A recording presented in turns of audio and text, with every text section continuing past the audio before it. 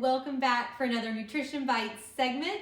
My name is Kate Watts. I'm a registered dietitian, and today we're talking all about using the plate method, also known as the portion plate. So I've got my lovely visual here of our portion plate or plate method. You may have seen this tool before. It is actually the new visual that took the place of the food pyramid.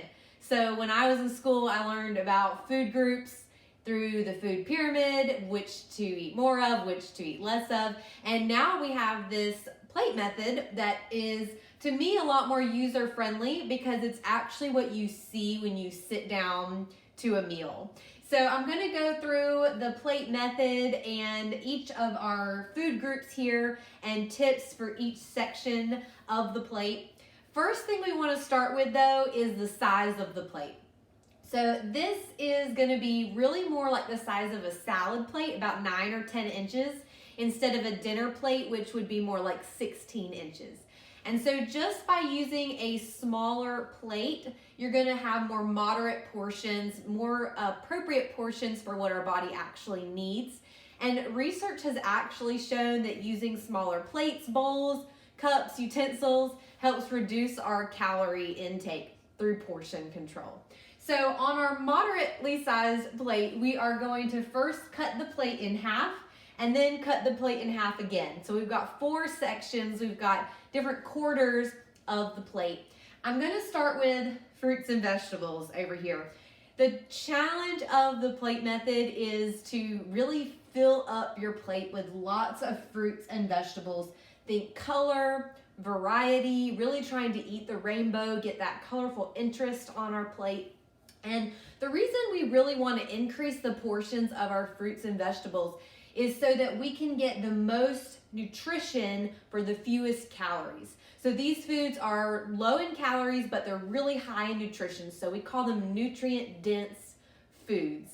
And so the really important part of the plate method is that we have to fill up half our plate with fruits and vegetables so that we're full and satisfied after this meal. Because while we're limiting portions of proteins and grains, we need to fill up our stomachs with these fruits and vegetables that are much lower in calories but help, again, keep us satisfied after that meal.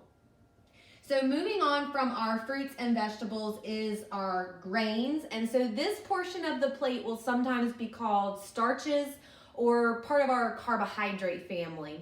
And so this will include all of our bread products as well as pasta and rice and our starchy vegetables like potatoes, corn, beans, and peas.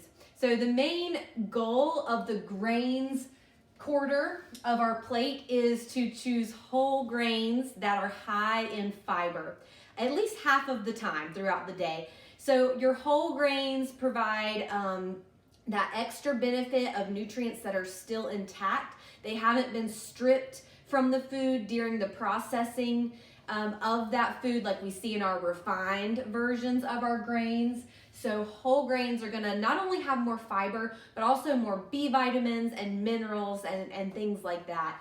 And so starchy vegetables like potatoes are actually a great choice for this quarter of your plate because they're going to be so high in other nutrients like potassium and also provide the benefit of fiber. Now, if you're managing something like your blood sugar, fiber is a great choice for these grains because it also doesn't spike your blood sugar the same way that other carbohydrates or sugars do. And also just by limiting our carbohydrates to 1/4 of the plate, that's a great starting method to manage blood sugar as well. So let's move on to proteins. For proteins, just by limiting the serving size to 1/4 of your plate, that's a great place to start for improving heart health because most of our unhealthy cholesterol, unhealthy fats come from animal products, which are typically found in our protein section. So for proteins and for heart health, or if you're managing your cholesterol or your blood pressure, trying to choose low-fat proteins cooked in healthy ways, prepared by grilling or baking versus fried proteins, trying to limit how often we have fried foods on the plate. That's going to really help with those heart health goals. Now, it doesn't just have to be animal products for your protein. You can also use plant-based proteins like soy products. Beans are a wonderful source of protein, nuts and seeds. And if you follow more vegetarian and you are consuming like eggs and cheese and yogurt and things like that, that's going to provide really good protein as well. So that is your plate method. It's all about balance. It's all about moderation. It's all about making room for each and every food group and keeping those portions in a good relation to each other. So allowing us to get enough servings of fruits and vegetables each day, and also enjoying those yummy foods, but in moderation. To help with our health goals. So the last thing you'll see on the plate method is our dairy food group. And it's over here off to the side. Dairy is an interesting food group because the main reason we include it in our dietary recommendations is because it's a great source of calcium. And so 2 to 3 servings per day of dairy, such as milk, yogurt, and cheese, are going to provide the needed calcium for your day. However, you can get calcium in dark leafy greens and other vegetables. So we don't have to have dairy at every meal. We're just aiming for that recommendation of 2 to 3 servings per day.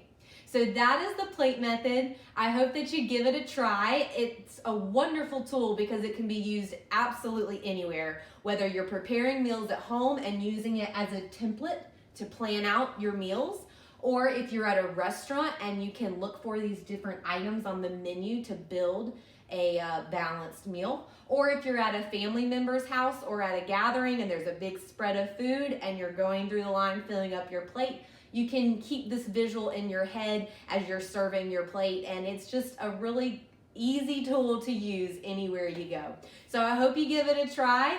Thanks for joining us today, and we'll see you next month.